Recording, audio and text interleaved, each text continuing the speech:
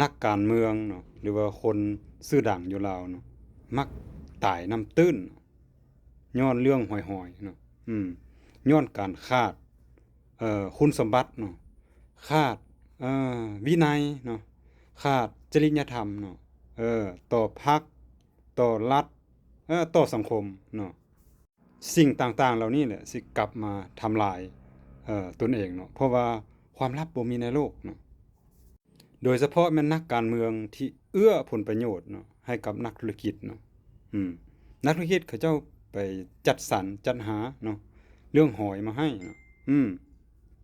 ในนั้นยังมีปัญหาหนึ่งเนาะที่ปัญหาเรื่องความเชื่อเนาะความเชื่อผิดๆเนาะที่ว่าการที่ไปได้คนดังคนงามหรือว่าคนสดคนดีเนาะมาแล้วจะมาเสริมดวงให้กับตัวเองเนาะเสริมดวงให้กับหน้าเวียกการงานเนาะพากันไปถือเอ่อเรื่องผิดๆจังซี่น่ะเนาะมันสิเป็นการนำได้จังได๋คุณสมบัติแบบนี้ยังบ่มีเลยเห็นบ่คุณสมบัติที่ดียังบ่มีละบ่สมควรสิมาเป็นการนำของประเทศเนาะไป